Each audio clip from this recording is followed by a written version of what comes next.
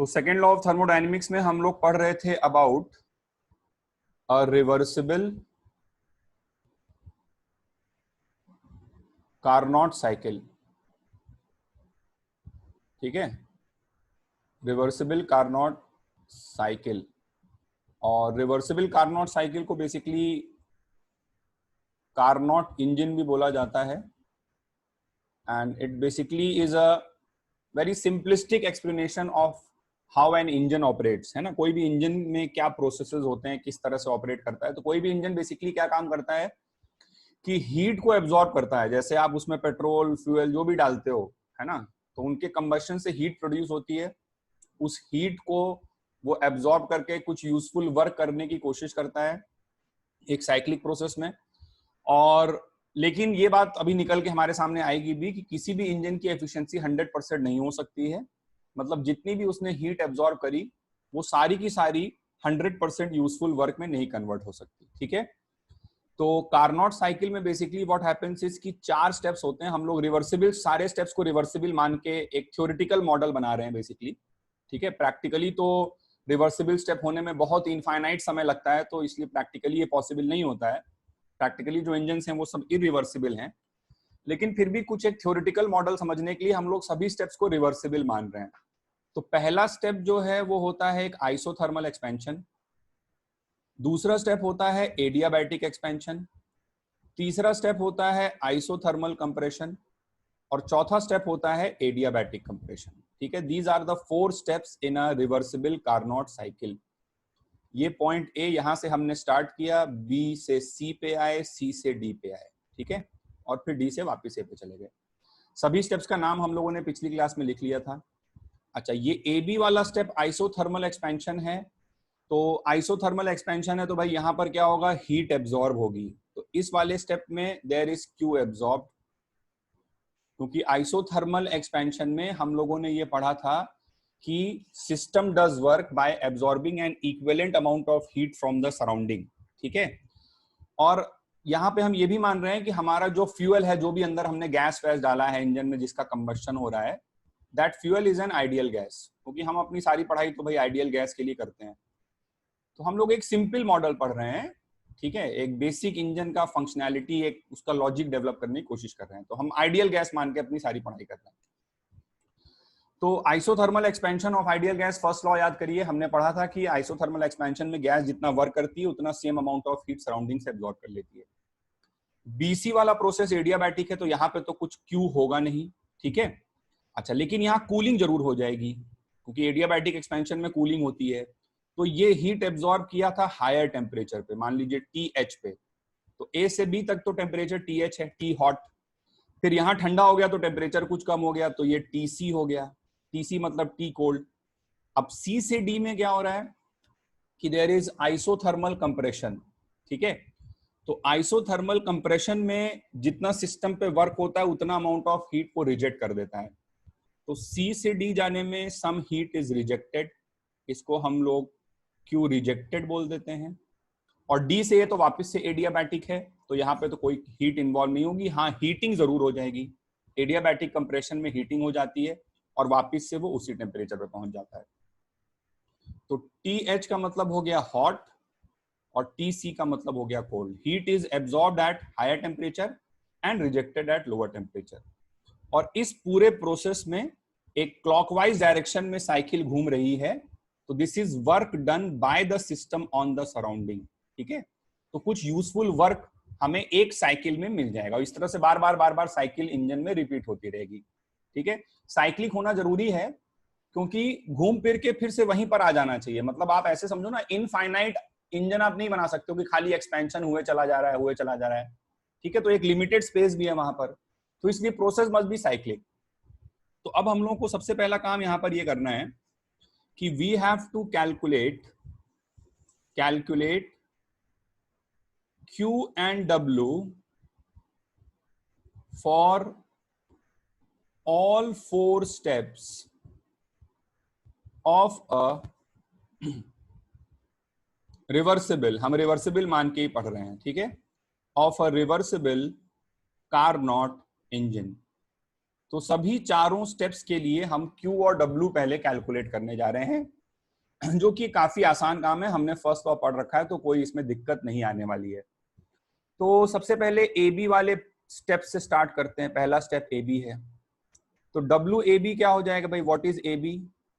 AB is a reversible isothermal expansion, और reversible isothermal expansion के लिए बच्चों हम लोगों ने वर्क का फॉर्मूला डिराइव किया था -nRT ln V2 by V1। तो उसको मैं यहां पुट कर देता हूं बस, -nRT, T कितना है? AB वाला जो स्टेप है that is taking place at a constant temperature of TH। ये बात सबको समझ में आ रही है? यहाँ पे टेम्परेचर हमने TH माना है। अच्छा, इन पॉइंट्स की वॉल्यूम भी मान लेते हैं। जैसे A पॉइंट पर सपोज कर लो कि वॉल्यूम जो है वो VA है, इसी तरह बी पॉइंट पे वॉल्यूम VB है, C पॉइंट पे वॉल्यूम VC है, और इस D पॉइंट पे वॉल्यूम VD है। तो चारों पॉइंट्स पे मैंने वॉल्यूम मान लिया VA, VB, VC and VD। Now अब WAB निकाल सकते हैं बहुत आराम से। -nRT की जगह पे हम क्या पुट करेंगे? T की जगह पुट करेंगे TH into ln of V2 by V1, तो वो हो जाएगा VB by VA। 2.303 लगा देते तो लॉग में आ जाता, ln में लिखना है तो ऐसे लिख के छोड़ दिए। तो ये WAB हो गया। अच्छा, फिर QAB कितना होगा भाई? QAB will be equals to nRTH into ln of VB by VA। अब आप सोचोगे सर ये आपने इतनी जल्दी से कैसे लिख दिया? तो बहुत आसान है, देखो ये कुछ नहीं है इसमें भाई। आइसोथर्मल प्रोसेस है, आइडियल गैस तुमने फ्यूल माना है, तो delta U equals to Q plus W लगाओगे। आइसोथर्मल प्रोसेस है, AB वाले प्रोसेस के लिए फर्स्ट लॉ अगर लगाएं तो डेल्टा U बच्चों 0 हो जाएगा, और डेल्टा U 0 होगा तो Q की वैल्यू -W के बराबर आ जाएगी। तो बस Q is equals to -W मैंने लिख दिया। तो ये हमारे पास आ गया nRTH ln VB by VA। This is AB में हमने Q और W निकाला। चलिए फिर अगला प्रोसेस क्या है? अगला प्रोसेस है BC। BC is adiabatic expansion, reversible adiabatic expansion. तो QBC तो 0 हो जाएगा, QBC में तो कुछ नहीं होगा भाई, इट विल बी एडियाबैटिक है, एडियाबैटिक मतलब 0 होना चाहिए, तो QBC is 0। What about WBC? तो एडियाबैटिक के लिए हम लोगों ने वर्क का एक फॉर्मूला निकाला था, nR delta T upon gamma -1। Adiabatic के लिए W का फॉर्मूला निकाला था nR delta T। Delta T कितना हो गया? TC minus TH। ठीक है, क्योंकि इनिशियल टेम्परेचर कितना है? TH है। फिर से देख लो एक बार ध्यान से, इनिशियल टेम्परेचर कितना है यहाँ पर? TH, और यहाँ कितना है? TC ठंडा हो गया है, तो TC माइनस TH अपॉन यहाँ पे हमने कर दिया गामा -1। ये फॉर्मूला हमने डिराइव किया था फर्स्ट लॉ ऑफ थर्मोडायनेमिक्स पढ़ते समय। ठीक है, तो ये BC हो गया बच्चों, BC का Q और W हो गया। चलो फिर इसके बाद CD में आ जाते हैं। CD में क्या हो जाएगा भाई? CD is again isothermal, CD जो है दैट इज आइसोथर्मल कंप्रेशन। तो WCD will be equals to -nR, और कांस्टेंट टेम्परेचर इस बार कितना है? TC minus nRTC into ln of VD upon VA। ln of VD upon VA, sorry VD upon VA नहीं आएगा, ये गलत लिख दिया मैंने, VD अपॉन VC। ठीक है ना, VD upon VC minus nRT ln V2 by V1 लगाना है। ठीक है, तो फिर से एक बार ग्राफ पे आ जाओ जरा। तो यहां से जा रहे हो ना, C से D जा रहे हो, इस पॉइंट से इस पॉइंट तक जा रहे हो, तो -nR टेम्परेचर कितना है? TC है, तो -nRTC ln of VD upon VC। ये काम कर दिया हम लोगों ने। ठीक है, V2 बाय V1 ये किया। तो ये हो गया हमारे पास WCD। And what about QCD? कितना बोलेंगे? QCD will be equals to, इसी का पॉजिटिव हो जाएगा, बस इसी में साइन चेंज कर दीजिए।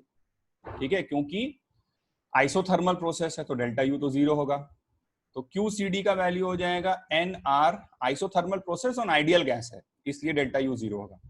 फ्यूल हमने आइडियल गैस माना है, तो QCD will B nRTC ln of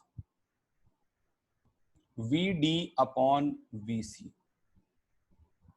ठीक है ना, ये हो गया। और फाइनली जो स्टेप बचा है दैट इज DA वाले स्टेप में again adiabatic Q will be equals to 0, and W D adiabatic के लिए फॉर्मूला लगा दें एन आर डेल्टा टी, इस बार डेल्टा टी हो गया T H minus T C, T final minus T initial upon gamma minus 1। ठीक है, तो ये हमने सबसे पहले चारों स्टेप्स के लिए Q और W का कैलकुलेशन किया है। तो अब हमने चारों स्टेप्स में कितना कितना वर्क हुआ ये निकाल लिया है। तो बच्चों नेक्स्ट काम आपको ये करना है कि आपको टोटल कार्नोट साइकिल के लिए आपको वर्क निकालना है। Calculate W for the entire cycle. तो पूरी साइकिल के लिए हम लोगों को W निकालना है। तो कैसे निकालेंगे, हमको W नेट निकालना है, उसको W नेट नाम देते थे। कुछ नहीं करना है, चारों स्टेप का W पता है हमें, तो हम लोग लिख देंगे भाई W net will be equals to WAB plus WBC plus WCD plus WDA।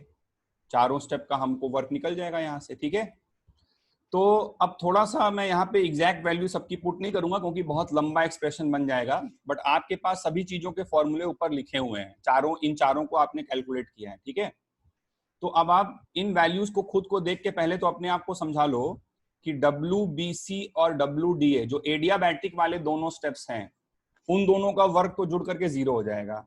ये बात खुद आप ऑब्जर्व करके अपने आप को सोच लो, है ना, क्योंकि BC में क्या आया था भाई, TC माइनस TH था, और DA में TH माइनस TC है, बाकी सब कुछ सेम है। ठीक है, तो ये वाला टर्म और ये वाला टर्म तो जुड़ के दोनों 0 दे देगा, तो इनकी वैल्यूज मैं पुट नहीं करूंगा, नहीं तो फिर जगह ही नहीं बचेगी बाकी सब चीजों को लिखने की। ठीक है, तो ये दोनों तो जुड़ के 0 हो गए। ठीक है, तो अब हम लोग आ जाते हैं AB और CD पे। तो AB की जगह मैंने पुट किया -NR TH ln of VB upon VA, ये पुट किया हमने -NRTH ln VB by VA, और CD की जगह पे पुट किया -NRTC into ln of VD upon VC, ये हमने CD की जगह पुट किया। ये हमारे पास आ रहा है W नेट। ठीक है, this is the net work done during the entire cycle. एक साइकिल में इतना वर्क होगा। अच्छा, अब इस वाले टर्म को, ये पूरा जो एक्सप्रेशन हमारे पास अभी आया है बच्चों, इसे हम लोग और थोड़ा सा सिंप्लीफाई करने जा रहे हैं। ठीक है, इसको हम लोग सिंप्लीफाई ऐसे करेंगे कि हम अब ये प्रूफ करने जा रहे हैं। ठीक है, एक बार वापस से मैं ग्राफ पे आपको ले चल रहा हूं। देखो ये क्या है, ये एक रिवर्सिबल एडियाबैटिक प्रोसेस है। ठीक है, B से C तक this is a reversible adiabatic process. ठीक है, और रिवर्सिबल एडियाबैटिक प्रोसेस के लिए हम लोग टीवी रिलेशन यूज कर सकते हैं, टीवी की पावर गामा-1। ठीक है, और उसी तरह से ये वाला भी एक रिवर्सिबल एडियाबैटिक प्रोसेस है D से A तक, तो इसके लिए भी हम लोग टीवी रिलेशन यूज कर सकते हैं। टीवी मतलब टीवी की पावर गामा-1। तो करते हैं हम लोग जरा ये काम।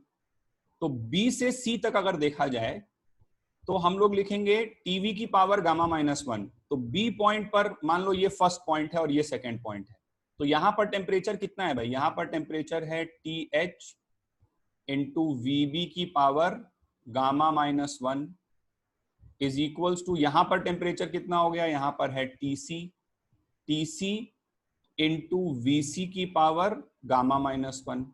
टीवी की पावर गामा-1 मैंने लगा दिया B से C वाले प्रोसेस के लिए। इसी तरह से मैं D से A वाले प्रोसेस के लिए भी टीवी की पावर गामा-1 लगा सकता हूं, क्योंकि रिवर्सिबल एडियाबैटिक है। तो D से A के लिए जब मैं लगाऊंगा तो ये मान लो मेरा पॉइंट नंबर 1 हो गया और ये मान लो पॉइंट नंबर 2 हो गया। ठीक है, तो यहां पर मैं लिखूं तो पहले मैं पॉइंट नंबर 2 वाला लिख दे रहा हूं, क्योंकि पॉइंट नंबर 2 वाला लिख भाई A इक्वल टू B लिखो चाहे B इक्वल टू A लिखो, उससे तो कोई फर्क नहीं पड़ना है। पॉइंट नंबर A लिखने वाले में ये फायदा है कि TH दोनों मुझे सेम साइड पे दिखने लगेंगे, तो मैं डिवाइड करने जा रहा हूं भी तो वो कट जाएंगे, है ना। तो मैं इस पॉइंट का लिखा पहले, तो इस पॉइंट का लिखा तो आया T1 V1 की पावर गामा-1। तो यहाँ पे टेम्परेचर है TH और वॉल्यूम है VA raise to the power गामा-1। ठीक है, इज इक्वल्स टू यहाँ पे टेम्परेचर है TC और वॉल्यूम है VD raise to the power गामा-1।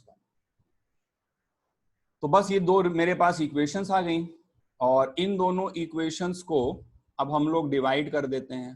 ठीक है, डिवाइड करेंगे तो TH कट जाएगा, TC कट जाएगा, और हमारे पास आ जाएगा VB अपॉन VA की power gamma -1 is equals to VC upon VD की पावर गामा -1, और पावर गामा -1 भी हट जाएगा। तो फाइनली मेरे पास ये रिलेशन बचेगा VB बाय VA। ठीक है, ध्यान से देख लो, VB by VA is equals to VC by VD, ये रिलेशन आ रहा है। ठीक है, इन दोनों को डिवाइड करोगे, TH कट गया, TC कट गया, VB बाय VA की power gamma -1 is equals to VC by VD की पावर गामा -1, तो गामा -1 भी खत्म हो गया पावर से। तो VB by VA is equals to, मतलब यहाँ का वॉल्यूम बाय यहाँ का वॉल्यूम इज इक्वल्स टू यहाँ का वॉल्यूम बाय यहाँ का वॉल्यूम। ऐसा रिलेशन हमारे पास आ रहा है। इसी रिलेशन को हम लोग आगे यूज करने जा रहे हैं। ठीक है, तो इस रिलेशन को यहाँ पे हम लोग अब लगाते हैं। क्या रिलेशन लगाना है? VB by VA is equals to VC by VD।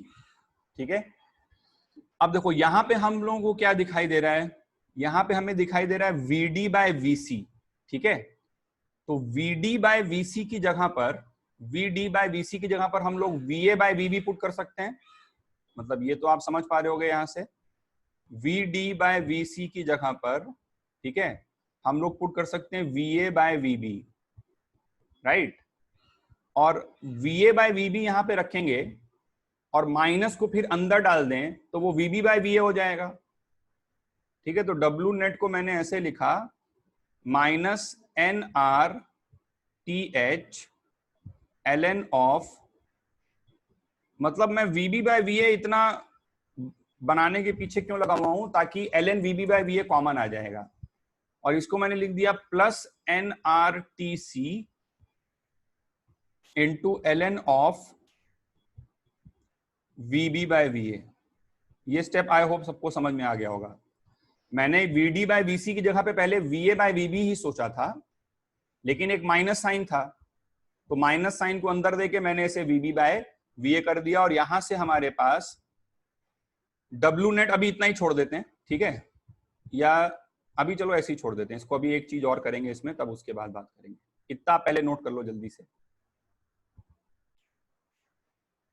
चलिए, तो नेक्स्ट हम लोग अब डिफाइन करते हैं efficiency of a Carnot cycle.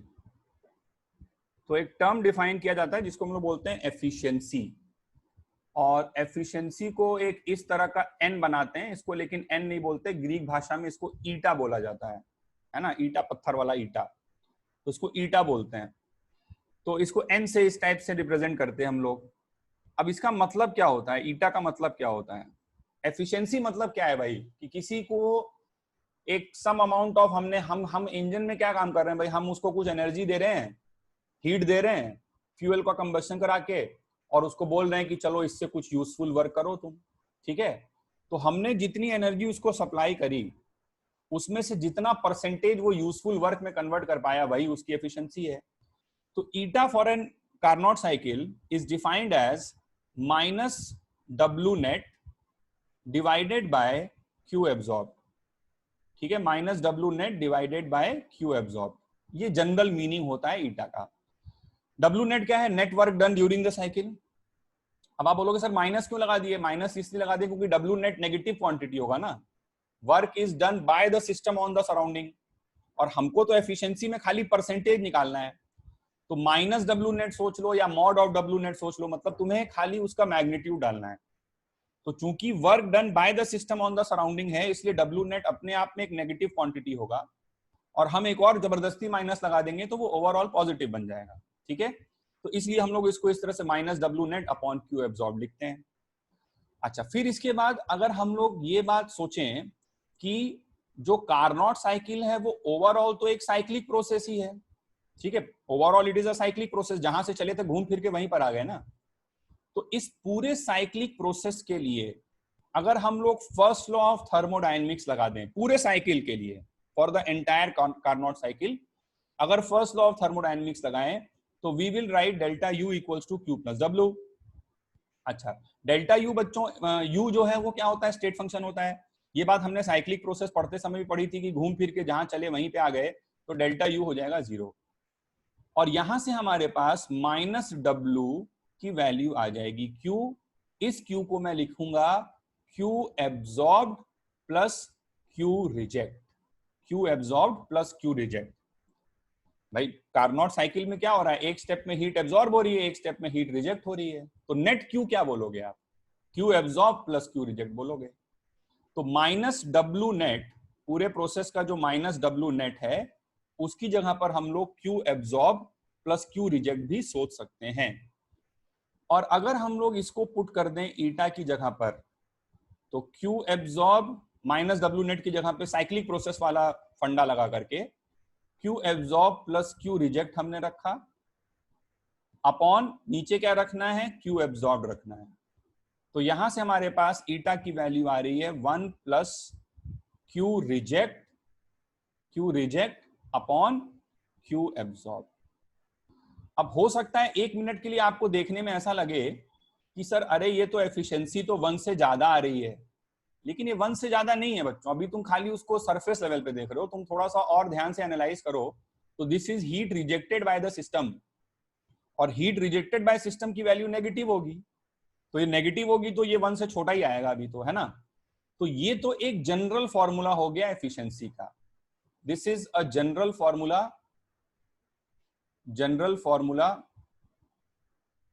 Valid for all types of engine, valid for all types of engine। Okay, अभी इसमें तो हमने कुछ रिवर्सिबल या इरिवर्सिबल जैसी बात नहीं करी है, तो एक जनरल फॉर्मूला हो गया 1 plus Q reject by Q absorb. This is valid for all types of engine. All types of engine से मेरा मतलब है रिवर्सिबल इंजन हो सकता है या इरिवर्सिबल इंजन भी हो सकता है। इरिवर्सिबल इंजन का मतलब हो जाएगा कि जो स्टेप्स हैं आपके वो बहुत धीरे धीरे, जैसे अभी मैंने क्या माना है, reversible isothermal expansion, reversible adiabatic expansion, लेकिन एक्चुअल में वो इतनी धीरे धीरे थोड़ी ना होगा भाई। एक ही स्टेप में इनफाइनाइट समय लग जाएगा और 4 रिवर्सिबल स्टेप कराने हैं, तो वो एक्चुअल में फास्ट स्टेप्स होते हैं। मतलब एक एक्सपेंशन हुआ, फिर एडियाबैटिक हुआ, फिर कंप्रेशन हुआ, इस टाइप से फास्ट होते हैं। तो ये तो एक जनरल फॉर्मूला है विच इज ऑलवेज वैलिड, ठीक है। मतलब इसमें हमने अभी कोई इस टाइप की बात नहीं करी है। नाउ अब हम लोग अगर एक रिवर्सिबल साइकिल के बारे में बात करें, तो रिवर्सिबल साइकिल के लिए अब ध्यान से देखना है आपको, ठीक है। रिवर्सिबल साइकिल के लिए eta was minus W net upon Q absorbed, ठीक है। अच्छा, डब्ल्यू नेट का फॉर्मूला हम लोगों ने निकाला था बच्चों ऊपर, ठीक है। डब्ल्यू नेट का फॉर्मूला हमने ऊपर निकाला था, यहां पर देखो ये डब्ल्यू नेट का फॉर्मूला है, इसी में मैं माइनस साइन लगा देने जा रहा हूं।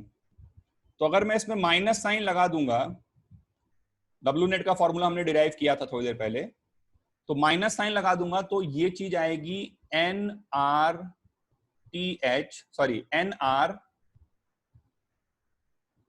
Just a minute, N R ln of V B upon V A into T H minus T C. ये ओवरऑल आएगा माइनस डब्ल्यू नेट। जो ऊपर डब्ल्यू नेट तुमने निकाला था उसमें माइनस साइन लगाकर देख लो एक बार। माइनस साइन लगाओगे तो और फिर इस चीज को कॉमन निकालोगे तो ये चीज बनेगी ब्रैकेट में, ठीक है। Upon Q absorbed.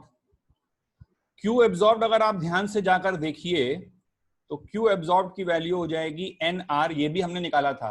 Q absorb की जगह पे क्या पुट करना है, हीट कहां पे एब्जॉर्ब हो रही है, ए बी वाले स्टेप में, तो क्यू एब्जॉर्ब की जगह पर क्यू ए बी पुट कर दो आप। क्यू एब्जॉर्ब की जगह पे क्यू ए बी पुट करो, तो क्यू ए बी कैलकुलेट करवाया था मैंने, जाके देखो वहां पर। तो क्यू ए बी क्या था, N R T H ln of V B upon V A, ये था क्यू ए बी का वैल्यू। इसी की जगह हमने क्यू एब्जॉर्ब डाल दिया, जो हीट उसने बेसिकली एब्जॉर्ब किया, ठीक है। चलो इसको अब आप सॉल्व करो तो एनआर एनआर कैंसिल आउट हो गया, ln VB बाय VA से ln VB by VA cancel out हो गया, और यहां से ईटा रिवर्सिबल, क्योंकि ये जो चीज आ रही है this is for a reversible, ये जितने भी फॉर्मूले हैं बच्चों ये रिवर्सिबल साइकिल मानते हुए हैं, तो इसलिए मैंने बहुत बड़ा बड़ा लिखा है कि अब ये जो मैं डिराइव किया हूं this is only for eta reversible, और ये आया TH minus TC upon TH, and this is equals to 1 minus TC by TH, 1 minus T cold by T hot, 1 minus T cold by T hot। ये छोटा सा एक efficiency का formula है for a reversible Carnot cycle. T cold क्या है? जिस temperature पर हीट रिजेक्ट हो रही है। TH क्या है? जिस टेम्परेचर से हीट खींची जा रही है, विड्रॉ की जा रही है। ये मैंने बताया था कि इसको हम लोग शुरू में जब पिछली क्लास में डिस्कस कर रहे थे, इसको हम लोग सोर्स भी बोलते हैं, सोर्स मतलब जहां से हीट आ रही है, और इसको हम लोग सिंक भी बोलते हैं जहां पे हीट रिजेक्ट की जा रही है।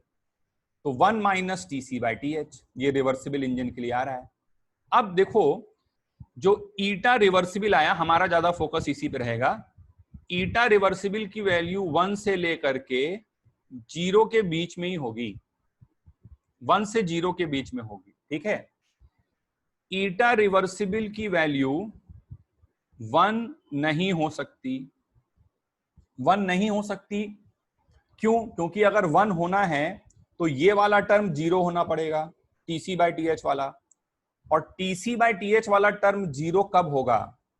TC बाई TH वाला टर्म 0 तब होगा जब आइदर TC इक्वल टू 0 हो जाए, 0 केल्विन, या TH जो है वो इनफाइनाइट हो जाए। तो ये सब चीजें संभव नहीं है ना भाई, तुम 0 केल्विन टेम्परेचर नहीं कर सकते और इनफाइनाइट भी नहीं कर सकते, तो ये चीज संभव ही नहीं। ईटा रिवर्सिबल की वैल्यू 1 नहीं हो सकती। ईटा रिवर्सिबल की वैल्यू 0 भी नहीं हो सकती है। 0 होने का मतलब क्या होगा? 0 होने का मतलब होगा कि इस वाले टर्म की वैल्यू 1 हो जाए, है ना, इस टर्म की वैल्यू TC बाई TH की वैल्यू 1 हो जाए। तो TC बाई TH की वैल्यू मतलब होगी TC is equal to TH। तो TC इक्वल टू TH ये भी संभव नहीं है, पॉसिबल नहीं है भाई। फिर हॉट और कोल्ड क्यों बोल रहे हो? जितने टेम्परेचर पे हीट एब्जॉर्ब कर रहे हो उतने टेम्परेचर पे हीट रिजेक्ट करो, this is also not possible, ठीक है। फिर इसके बाद ईटा रिवर्सिबल, मतलब मेन केस ये है, ये ज्यादा जरूरी है कि 1 नहीं हो सकता है, 0 भी नहीं हो सकता। अब ऐसे तुम साबित कर सकते हो 1 से बड़ा भी नहीं हो सकता है, 0 से छोटा भी नहीं हो सकता है, ठीक है। तो वो सब करते रहो, उससे कोई बहुत ज्यादा मतलब लेना देना नहीं है। कुल मिला के बात इतनी है कि 0 से लेके 1 के बीच में रहती है एफिशिएंसी, यानी कि हमें यहां से ये बात समझ में आ रही है, in a cyclic process complete conversion of heat into work is not possible. Heat क्या है? हीट है एक डिसऑर्डर्ड फॉर्म ऑफ एनर्जी, और वर्क क्या है? वर्क है एक ऑर्डर्ड फॉर्म ऑफ एनर्जी। ये फील आपको मैंने थर्मोडायनेमिक्स स्टार्ट करते समय पहली क्लास में दिलवाया था कि हीट एक डिसऑर्डर्ड फॉर्म ऑफ एनर्जी है, गर्म करने पर डिसऑर्डर बढ़ता है, और वर्क जो है वो ऑर्डर्ड फॉर्म ऑफ एनर्जी है। तो कभी भी आप अगर डिसऑर्डर से ऑर्डर में कन्वर्ट करने की कोशिश करोगे, बहुत ध्यान से सुनो मैं क्या कहना चाह रहा हूं, अगर आप डिसऑर्डर से ऑर्डर में कन्वर्ट करने की कोशिश करोगे तो सराउंडिंग आपसे कुछ एक टैक्स चार्ज करेगी। जैसे किसी आदमी के पास बहुत सारा ब्लैक मनी है, ठीक है, तो सरकार ने स्कीम चलाई कि भाई अपने ब्लैक मनी को व्हाइट मनी में कन्वर्ट कर लो तुम, लेकिन सरकार ने स्कीम फ्री में नहीं चलाई। सरकार ने बोला ठीक है हम 30% टैक्स ले लेंगे उसमें से, बाकी तुम्हारा हो जाएगा। तो इसी तरह यहाँ पे आपने हीट को, एक डिसऑर्डर्ड फॉर्म ऑफ एनर्जी को जब यूजफुल वर्क में कन्वर्ट करने की कोशिश करी, तो आप 100% नहीं कन्वर्ट कर सकते हो, कुछ ना कुछ टैक्स आपसे सराउंडिंग लेगी। तो ये वो टैक्स है जो सराउंडिंग ले रही है, ये वो फॉर्म ऑफ एनर्जी है जो रिजेक्ट हो रहा है या वो यूजफुल वर्क में कन्वर्ट नहीं हो पा रहा है, ठीक है। तो यहां से हमें समझ में आता है कि there is a natural dissymmetry between heat and work. मतलब एक चीज और अगर मैं आपको यहां बता दूं, ये नेचुरल डिससिमेट्री वर्ड जो मैंने बोला, बहुत जरूरत नहीं पड़ेगी इस बात की, लेकिन चूंकि हम लोग इतना डिटेल में एनालाइज कर रहे हैं तो वो बात भी बता ही देता हूं आपको, ठीक है। एक जैसे बड़ा सिंपल सा सवाल होता है कि अगर नीट वीट के एग्जाम में अक्सर पूछा जाता है, बहुत ही बेसिक सवाल है कि एक कमरा है, क्लोज्ड कमरा है ना, आइसोलेटेड रूम है, मतलब बाहर वातावरण से उसका कुछ लेना देना नहीं है। उस कमरे में एक फ्रिज पड़ी हुई है और फ्रिज का दरवाजा जो है वो खुला छोड़ के रख दिया गया। तो कुछ देर के बाद क्या होगा, कमरा ठंडा हो जाए, गर्म हो जाएगा। तो इसका जवाब होता है कि कमरा हीट अप हो जाएगा, गर्म हो जाएगा। तो क्वेश्चन आता है कैसे सर? तो इसके लिए जो नेचुरल डिसिमेट्री वाला मैंने वर्ड बोला, मैं वो भी थोड़ा सा एक्सप्लेन आपको कर ही देता हूं कि रेफ्रिजरेशन में क्या होता है। फ्रिज का एक बेसिक मैकेनिज्म क्या है, कार्नोट साइकिल को आप अगर जस्ट उल्टा घुमा दो, ठीक है, कार्नोट साइकिल को आप उल्टा घुमा दो तो जो प्रोसेस हो जाता है उसको हम लोग रेफ्रिजरेशन बोलते हैं। रेफ्रिजरेशन में क्या होता है, कार्नोट साइकिल का जस्ट उल्टा। आपने मान लीजिए ये आपका खाना है, कोई भी चीज है, पानी वानी जो भी है, जिसको आपने फ्रिज में डाल दिया ठंडा करने के लिए, ठीक है। तो तुमने ये कभी फील किया, फ्रिज के पीछे जो कॉयल वॉयल लगा रहता है उसमें जाके देखो तो वहां तुम्हें फ्रिज गर्म लगेगा, वहां ठंडा नहीं लगेगा। फ्रिज के अंदर तो ठंडा रहता है लेकिन फ्रिज के बाहर जो है वो हॉट रहता है, ठीक है ना। तो एक फ्रिज किस तरह से काम करती है कि वो एक कूलर बॉडी से, है ना, दिस इज मान लीजिए टीसी, ठीक है। मान लीजिए आपने यहाँ पे अपना खाना डाल दिया, लेट्स से 25 डिग्री सेंटीग्रेड पे, और आप इसको 5 डिग्री सेंटीग्रेड पे पहुंचाना चाहते हो। तो ये फ्रिज जो है ये यहां से हीट निकालेगी, है ना, यहां से कोल्डर बॉडी से हीट निकालेगी और उस हीट को वो हॉटर बॉडी पर ले जाकर रिजेक्ट कर देगी। लेकिन ऐसा करने के लिए ये फ्री फंड में काम नहीं होगा, सराउंडिंग को, सिस्टम पे कुछ वर्क करना पड़ेगा। ये एक बेसिक मैकेनिज्म होता है रेफ्रिजरेशन का।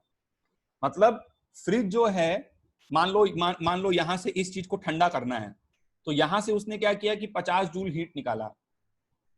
अब उसको जब हॉटर बॉडी पर पहुंचाना है, तो हॉटर बॉडी पर पहुंचाने के लिए वो ऐसा नहीं कि 50 जूल लेके 50 जूल पहुंचा देगा, इस प्रोसेस में कुछ वर्क भी होना पड़ेगा। मतलब जो कार्नोट साइकिल हमने बनाया था, थोड़ा सा और उसको मैं फील दिलाता हूं तुम्हें कि क्या हो रहा है वहां पे एक्चुअली में, है ना। तो कार्नोट साइकिल के सभी स्टेप्स को आप उल्टा कर दो, रिवर्स डायरेक्शन में कर दो, साइकिल का दिशा बदल दो बस, ठीक है। मतलब कि ये कार्नोट साइकिल थी, तो अब इसमें स्टेप्स को इस तरह घुमा दो बेटा तुम। तो अब देखो क्या हुआ, ये हो रहा है आइसोथर्मल एक्सपेंशन। तो यहां पर आइसोथर्मल एक्सपेंशन है, तो यहां पर क्यू एब्जॉर्ब हो रहा है। फिर हो रहा है एडियाबैटिक कंप्रेशन, ठीक है, तो ये हीटिंग हो रहा है, यहां पे पहुंच गया। फिर ये आइसोथर्मल कंप्रेशन, आइसोथर्मल के कंप्रेशन में हीट क्या होती है, रिजेक्ट होती है, दिस इज क्यू रिजेक्ट, और फिर से घूम फिर के वो वापस से आ गया। लेकिन ये साइकिल चली है एंटी क्लॉकवाइज डायरेक्शन में, तो कुछ यहां पर वर्क भी हुआ है। तो फ्रिज क्या करता है कि हीट निकाला, उस पर वर्क किया, और वो टोटल एनर्जी जो है वो ले जाकर उसने यहां पर रिजेक्ट कर दिया। तो मेरी बात ध्यान से समझो, देखो जब मैंने नेचुरल डिसिमेट्री वर्ड यूज किया था उसका क्या मतलब है, उसका मतलब यह है कि जब मैं हीट को वर्क में कन्वर्ट कराने की कोशिश कर रहा हूं, कार्नोट साइकिल में, कार्नोट इंजन में, तो 100% हीट वर्क में कन्वर्ट नहीं हो पा रही है, कुछ ना कुछ जो है वो क्या हो रही है, रिजेक्ट हो रही है। लेकिन जब मैं रेफ्रिजरेशन करा रहा हूं तो ये वर्क तो 100% हीट में कन्वर्ट हो गया ना भाई इंजन में क्या हो रहा है कि तुम 50 जूल लिए, ठीक है, 50 जूल लिए, और इसमें से 30 जूल कुल मिला के सम ये है, देखो ये सब तुम्हें इतना बात समझना है बस, है ना। 30 जूल तुम वर्क किए और 20 जूल तुम्हारा रिजेक्ट हो गया, वेस्ट हो गया। तो हीट था डिसऑर्डर, वर्क है ऑर्डर। लेकिन रेफ्रिजरेशन में क्या हो रहा है, रेफ्रिजरेशन में हो रहा है कि यहां से तुम 30 जूल निकाले और इस पे 20 जूल वर्क कराए और 50 जूल हीट रिजेक्ट कर दी। ये रेफ्रिजरेशन का प्रोसेस है, दिस इज रेफ्रिजरेशन। तो जितना वर्क है वो तो सारा का सारा हीट में कन्वर्ट हो जा रहा है ना, लेकिन जितना हीट है वो सारा का सारा वर्क में कन्वर्ट नहीं हो पा रहा है। तो यही मेरा मतलब था, नेचुरल, और ये नेचुरल है, ऐसा नहीं कि हम अपनी तरफ से प्रयास नहीं कर रहे हैं, हम अपनी तरफ से जो कोशिश कर सकते थे कर रहे हैं। लेकिन ये कुदरत ने दुनिया को ऐसा बनाया है ना, भगवान की माया है ये, कि हीट और वर्क के बीच में एक नेचुरल डिसिमेट्री है। 100% conversion of heat into work is not possible, but work into heat का 100% कन्वर्जन पॉसिबल है। और इसीलिए वो जो क्वेश्चन मैंने अभी थोड़ी देर पहले बोला था कि फ्रिज को खुला छोड़ दिया गया तो क्या होगा, तो जैसे तुम फ्रिज में खाना डालते हो भाई, अब मान लो तुमने खाना रखा, उसको ठंडा करना है तुम्हें, तो अब फ्रिज उसमें से क्या करता है, हीट निकालता है, और उस हीट को बाहर रिजेक्ट करता है, कुछ वर्क होता है, इलेक्ट्रिकल वर्क होता है फ्रिज के अंदर, ठीक है भाई, जो बिजली का तार लगाए हो, करंट सप्लाई यूज कर रहा है ना फ्रिज, तो वो इलेक्ट्रिकल वर्क हो रहा है और उस हीट को पीछे रिजेक्ट कर देता है, पीछे गर्म रहता है, ठीक है। अब सपोज करो तुमने फ्रिज का दरवाजा खुला छोड़ दिया है, तो फ्रिज का दरवाजा खुला छोड़ दिया तो फ्रिज जो है उस खाने में से हीट निकाले जा रहा है, हीट निकाले जा रहा है, उस पर वर्क करके उसको पीछे रिजेक्ट कर रहा है, लेकिन जो डिजायर्ड टेम्परेचर था वो टेम्परेचर कभी रीच ही नहीं हो पा रहा है क्योंकि दरवाजा खुला हुआ है। तो रेफ्रिजरेशन का प्रोसेस लगातार चलता जा रहा है, चलता जा रहा है, ठीक है भाई। देखो हम लोग क्या करते हैं, उसमें उस फ्रिज को जो भी चीज अंदर रखी, सामान रखा है, उसको इंसुलेट कर देते हैं ना, दरवाजा बंद कर देते हैं, तो वो ठंडा होके बस फिर उसके बाद पड़ा रहता है वहां पे उतनी देर। लेकिन अगर हम दरवाजा खोल देंगे तो ये चीज लगातार हीट इसमें आती जा रही है, आती जा रही है, आती जा रही है, और ये लगातार इस पे वर्क करके ज्यादा हीट पहुंचाता जा रहा है, तो कमरा जो है वो हीटअप हो जाएगा, गर्म हो जाएगा कुछ देर के बाद, ठीक है। तो ये डिफरेंस है बेसिक इंजन और रेफ्रिजरेशन में। तो अब देखिए यहां से क्या होता है कि हमारे पास टू स्टेटमेंट्स ऑफ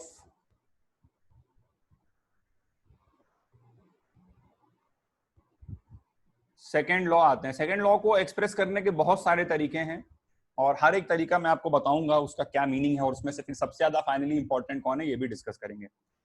तो two statements of second law आते हैं बच्चों। पहला है Kelvin Planck statement. Two statements of second law में पहला स्टेटमेंट है केल्विन प्लैंक स्टेटमेंट, ठीक है। ये क्या कहता है, इट इज इम्पॉसिबल, मतलब कुल मिला के बात वही है कि नेचुरल डिसिमेट्री है, उसी को लोगों ने अलग अलग तरीके से रिपोर्ट किया है। It is impossible for a system operating in a cyclic process, it is impossible for a system operating in a cyclic process and connected to a single heat reservoir to do net work on surrounding, to do net work on surrounding. क्या कहना चाह रहे हैं ये कहना चाह रहे हैं कि भाई हीट जो है वो हमेशा हायर टेम्परेचर पे एब्जॉर्ब होनी चाहिए और लोअर टेम्परेचर पे रिजेक्ट होनी चाहिए। जैसे तुम इंजन को एक ही हीट रिजर्वायर से कनेक्ट कर दो, इंजन को एक ही हीट रिजर्वायर से कनेक्ट करो तो वो यहीं से हीट एब्जॉर्ब कर रहा है और मान लो यहीं पे हीट रिजेक्ट कर रहा है, ठीक है। तो बेसिकली ये चर्चा कर रहे हैं इस बात की कि TH is equals to TC हो गया। तो TH is equals to TC हो गया तो अभी थोड़ी देर पहले देखे थे ना, ईटा बराबर 0 हो जाएगा। तो ईटा बराबर 0 हो जाएगा तो मतलब कोई वर्क नहीं हो रहा है, एफिशिएंसी 0 है, मतलब जितनी भी हीट तुमने दी वो सारी की सारी वेस्ट हो गई। तो बस इसी चीज को कह रहे हैं कि it is impossible for a system operating in a cyclic process, कि साइक्लिक प्रोसेस में ऑपरेट कर रहा है और एक सिंगल हीट रिजर्वायर से connected to do net work on the surrounding. तो संभव नहीं है ये, अगर TH इक्वल टू TC हो गया तो कोई वर्क नहीं हो पाएगा, एफिशिएंसी 0 हो जाएगी। हमेशा हीट हायर टेम्परेचर पे एब्जॉर्ब होनी चाहिए और लोअर टेम्परेचर पे रिजेक्ट होनी चाहिए। अच्छा चलो देखो एक चीज और तुम्हें और उसको एक्सप्लेन करते हैं। गाड़ी में देखा कूलेंट हम लोग लगाते हैं, कूलेंट इंजन के पास है ना, ठंडा रखने के लिए उसको क्यों लगाते हैं? कूलेंट लगाने का एक तो मतलब ये है कि भाई हीट रिजेक्ट हो रही है तो वो हीट रिजेक्ट होगी तो इंजन गर्म हो जाएगा, लेकिन उससे एफिशिएंसी का भी फायदा तो है, क्योंकि अगर आप कूलेंट लगाते हो तो आपका जो TC है बच्चों वो क्या होता है, वो छोटा होता है, और TC छोटा होता है, माइनस होने वाला टर्म छोटा अगर होगा, ठीक है, TC अगर छोटा हो रहा है, माइनस होने वाली चीज छोटी हो रही है, तो इससे एफिशिएंसी में फायदा होगा ना, इसीलिए हम लोग कूलेंट लगाते हैं वहां गाड़ी में, ठीक है। क्योंकि जितने कम टेम्परेचर पे हीट रिजेक्ट हम करेंगे उतना हमारी एफिशिएंसी में हमको फायदा मिलेगा। तो ये एक बात हो गई, केल्विन प्लैंक स्टेटमेंट हो गया। दूसरा एक और स्टेटमेंट होता है, इसी को बोलने का तरीका होता है क्लॉसियस स्टेटमेंट, ठीक है। ये सब लिखने लिखने के लिए नहीं पूछा जाएगा, बस ऐसी बता दे रहे हैं। क्लॉसियस स्टेटमेंट, क्लॉसियस स्टेटमेंट क्या बोलता है? क्लॉसियस स्टेटमेंट वही है कि एफिशिएंसी 1 नहीं होनी चाहिए। It is impossible for a system operating in a cyclic process and connected to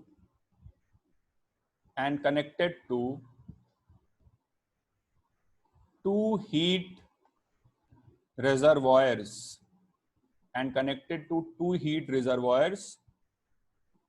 one hot one cold। एक हॉट हो गया, हीट रिजर्वॉयर क्या होता है? जैसे डैम वैम में पानी का रिजर्वॉयर क्या होता है? जिसमें खूब सारा पानी भरा हुआ है, उससे कितना भी पानी ले सकते हो। तो थर्मोडायनेमिक्स में हीट रिजर्वॉयर वर्ड का मतलब होता है हीट का सोर्स या सिंक, मतलब उसमें कितनी भी हीट ले सकते हो, कितनी भी हीट दे सकते हो। और बेसिकली ये सब किसके बारे में बात कर रहे हैं? सराउंडिंग के बारे में बात कर रहे हैं। Surrounding is a heat reservoir. Surrounding consists of infinite number of source and sinks. Reservoir मतलब जहां पे कोई चीज स्टोर करी जा सकती है। जैसे किसी भी डैम के पीछे एक पानी का रिजर्वॉयर होता है, खूब सारा पानी वहां पे स्टोर करते हैं, ठीक है। तो it is impossible for a system operating in a cyclic process and connected to two heat reservoirs, one hot and one cold, to convert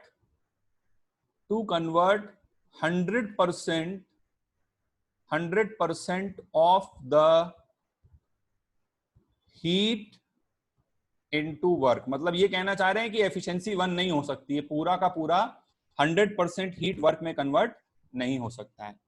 लेकिन साइक्लिक प्रोसेस में 100% work into heat, this is possible. ये मैंने आपको बताया refrigeration में ऐसा ही होता है, ठीक है। साइक्लिक प्रोसेस में 100% वर्क इनटू हीट कन्वर्जन ये पॉसिबल है। ऐसा कहां पे होता है? एक रेफ्रिजरेशन के प्रोसेस में होता है, जहां पे आप एक कूलर बॉडी से हीट निकाल करके एक हॉटर बॉडी पर वो हीट डिपॉजिट कर रहे हो। ठंडी चीज को और ठंडा करके गर्म चीज को और गर्म करना चाह रहे हो।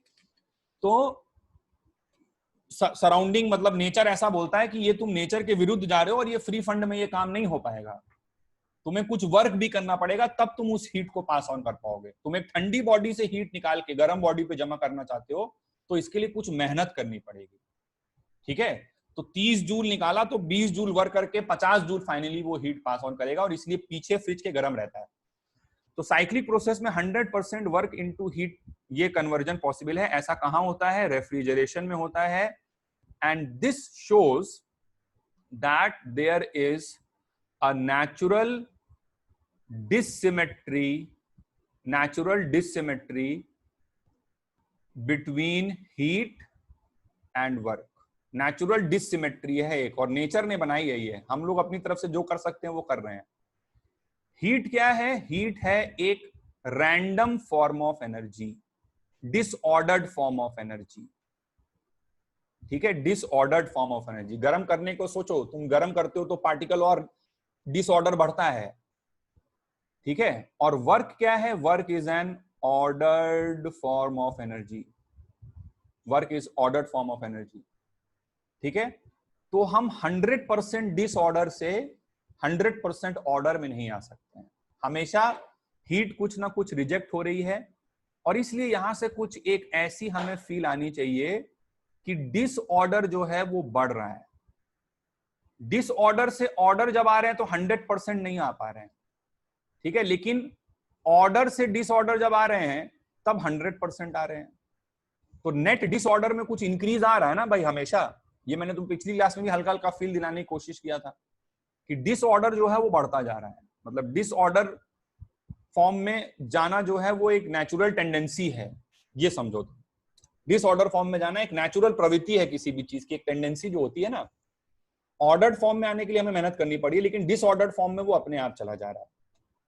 तो अब यहां से हम लोग आते हैं एक बहुत ही इंपॉर्टेंट पॉइंट पर। इसमें पढ़ने के लिए मैं और भी तुम्हें बहुत सारी चीजें पढ़ा सकता हूँ, लेकिन जरूरत नहीं, जितना काम की बात है बस उतना बता रहा हूँ, ठीक है। जैसे इसमें होता है कि फिर ईटा इरिवर्सिबल को भी कंपेयर करो, बता दे रहा हूं मैं, चाहो तो अपना दिमाग लगाना, ठीक है, जरूरत नहीं पड़ती वो सबकी, कि eta irreversible is less than eta reversible, ठीक है। ये सब भी जब किसी जमाने में हम बहुत नया नया सीखे थे तो बहुत पढ़ाते थे, आज से 6-7 साल पहले, लेकिन खैर इररिलेवेंट चीजें, इनका जरूरत नहीं पड़ता है। बट हाँ, ये मैं बता दे रहा हूं तुम्हें कि इरिवर्सिबल इंजन की एफिशिएंसी रिवर्सिबल वाले से कम होती है। ये थोड़ा सा सोचना तुम, Q reject by Q absorb वाले फॉर्मूले से, है ना, जो फॉर्मूला लिखे थे ना, जनरल ईटा का फॉर्मूला क्या लिखे थे, eta for any case 1 plus Q reject upon Q absorb, ये लिखे थे ना, ठीक है। तो इससे सोचना जरा तुम, है ना, इसको एक बार रिवर्सिबल मान लेना, एक बार इरिवर्सिबल मान लेना, तो मैग्नीट्यूड वगैरह से कंपेयर करोगे, रिवर्सिबल इरिवर्सिबल समझ में आ जाएगा। लेकिन इरिवर्सिबल इंजन की एफिशिएंसी रिवर्सिबल इंजन से कम होती है। खैर इन चीजों की बहुत ज्यादा जरूरत नहीं पड़ेगी। अब हम लोग आ जाते हैं सीधे जो हमारे एग्जाम में क्वेश्चन आने वाला है, एंट्रोपी की बात पे आ जाते हैं। अब देखो, रिवर्सिबल कार्नोट साइकिल के बारे में बात करते हैं।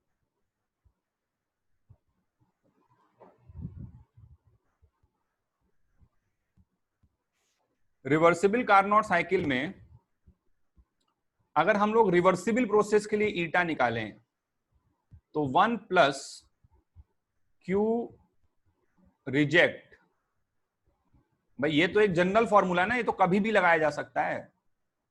तो 1 plus Q reject reversible upon Q absorb reversible, ऐसा लिख सकता हूं। ये तो एक जनरल फॉर्मूला है, 1 plus Q reject by Q absorb, this is very general in nature and this can always be applied. तो 1 plus Q reject reversible upon Q absorb reversible, ये लिखा। और रिवर्सिबल के लिए ईटा का फॉर्मूला हमने एक और डिराइव किया था, 1 माइनस टीसी बाय टीएच, ये हमने डिराइव किया था रिवर्सिबल के लिए। ये जनरल था और ये सिर्फ रिवर्सिबल के लिए था, तो रिवर्सिबल के लिए इसको लिख ही सकते हैं। अच्छा, इससे थोड़ा सा और मेहनत करके इसको सॉल्व किया जाएगा तो भैया 1 1 जो है वो क्या हुआ, कैंसिल आउट हो गया।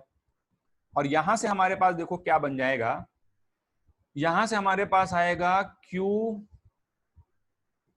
Absorbed reversible upon TH plus Q reject reversible upon TC is equals to 0, ठीक है। ऐसा रिलेशन आ रहा है, इसको सॉल्व करके खुद से जरा दिमाग लगा के देखो, ये चीज आ रही है। तो ये रिलेशन किस टाइप का है, देखो Q क्या है, Q रिप्रेजेंट कर रहा है हीट, और नीचे जो टेम्परेचर है ये वही वाला टेम्परेचर है जिस टेम्परेचर पे वो पर्टिकुलर हीट का एक्सचेंज इन्वॉल्व है। समझना मैं क्या कहना चाह रहा हूं, जैसे जो हीट एब्जॉर्ब हो रही थी वो कितने टेम्परेचर पर हो रही थी, टीएच पर हो रही थी। जो हीट रिजेक्ट हो रही थी वो कितने टेम्परेचर पर हो रही थी, टीसी पर हो रही थी। तो ये Q बाय T का फॉर्म आ रहा है फॉर अ रिवर्सिबल प्रोसेस, ठीक है। तो इसको मैं लिख सकता हूं इस तरह से, अगर मैं बोलूं, अब ध्यान से देखना, इसको मैंने लिखा समेशन ऑफ, ठीक है, summation of Q reversible by T, मतलब this T is that particular temperature at which this heat exchange is involve. जैसे जब Q एब्जॉर्ब हो रहा था तो वो TH पे हो रहा था, जब Q रिजेक्ट हो रहा था तो वो TC पे हो रहा था। तो summation of Q reversible by T is equals to 0, ऐसा मेरे पास आ रहा है। Summation of Q reversible by T is equals to 0 in a cyclic process. एक साइक्लिक प्रोसेस में summation of Q reversible by T 0 है। और मैथ्स में तुमने पढ़ा होगा कि समेशन को हम लोग इंटीग्रेशन से भी लिख सकते हैं। तो मान लो बहुत छोटे छोटे स्टेप्स होते, अगर अभी तो हमने क्या बड़े बड़े स्टेप्स मान लिए, बट बहुत छोटे छोटे इनफाइनाइट स्टेप्स अगर होते तो हम लोग इसको ऐसे भी बोल सकते हैं कि integral of D Q reversible by T और इसमें हम लोग क्या करते हैं बच्चों, एक ऐसे गोला मार देते हैं। तो इस गोले का मतलब हो जाता है, ये मैथमेटिकल नोटेशन है, इससे बहुत ज्यादा परेशान नहीं होना है। इसको हमने बोल दिया, इसको क्या बोलते हैं, क्लोज्ड इंटीग्रल। ठीक है, क्लोज्ड इंटीग्रल। अब ये क्लोज्ड इंटीग्रल क्या है भाई, इस साइन का मतलब होता है इंटीग्रल, और इसमें गोला मार दिया मतलब एक साइक्लिक पाथ में इंटीग्रल। ठीक है, एक साइक्लिक प्रोसेस में या साइक्लिक पाथ में इंटीग्रल। तो closed integral of D Q reversible by T in a cyclic process, मतलब ये जो गोला मार दिया इसका मतलब साइक्लिक प्रोसेस है ना, इज इक्वल टू 0। तो ये चीज हमारे सामने निकल के आ रही है। अब सुनो आगे की बात। अब क्या है कि अगर D Q reversible by T का समेशन एक क्लोज्ड लूप में, एक साइक्लिक पाथ में, अगर उसका समेशन 0 है, तो इसका मतलब निकलता है कि वो एक स्टेट फंक्शन होना चाहिए। भाई अगर हम जहां से चले घूम फिर के वहीं पे आए और किसी फंक्शन का नेट चेंज, ठीक है, वो अगर 0 आ रहा है, जैसे इंटरनल एनर्जी के लिए बात करते थे हम लोग। ठीक है, फॉर एग्जाम्पल मान लो मैं आपको बोलूं कि बेटा यहां से यहां गए, यहां से यहां गए, यहां से यहां गए और यहां से यहां गए। ठीक है, तो ये है डेल्टा U1, यहां से यहां का चेंज, यहां से यहां का चेंज डेल्टा U2 है, यहां से यहां का चेंज, इसको हटा दो, डेल्टा U3 है, और यहां से यहां का चेंज डेल्टा U4 है। तो मैं तुमको अगर बोलूं कि delta U1 plus delta U2 plus delta U3 plus delta U4, summation of delta सारे के सारे U का कितना होगा, तुम बोलोगे 0। सर जहां चले थे वहीं पे आ गए, तो ये तो स्टेट फंक्शन है। तो since closed integral of dq reversible by t, sorry, since closed integral of, इसको इसके पास बना लेना थोड़ा सा, है ना, मतलब इसको इधर खिसका देना। Closed integral of dq reversible by t is equals to 0। इसका मतलब निकलता है कि dq reversible by t must be a state function, ये एक स्टेट फंक्शन होगा। ठीक है, और बड़े बुजुर्गों ने इसी स्टेट फंक्शन को आज से नाम दे दिया कि चलो एक नया स्टेट फंक्शन डिफाइन करते हैं, एंट्रोपी। और एंट्रोपी को रिप्रेजेंट करेंगे हम लोग एस से, such that ds is equals to change in entropy is equals to dq reversible by t। तो ये हमारे पास आई the mathematical definition of entropy. ठीक है, अगली क्लास में जब हम लोग मिलेंगे तो वहां पे हम लोग पढ़ेंगे द मीनिंग ऑफ एंट्रोपी। फिलहाल के लिए आप बस इतना याद रखिए कि what is entropy, it is a mathematical function, state function, ds is equals to dq reversible by t। इस तरह से इसको डिफाइन किया जाता है। ठीक है, तो मिलते हैं अगली क्लास में with meaning of entropy and calculation of entropy.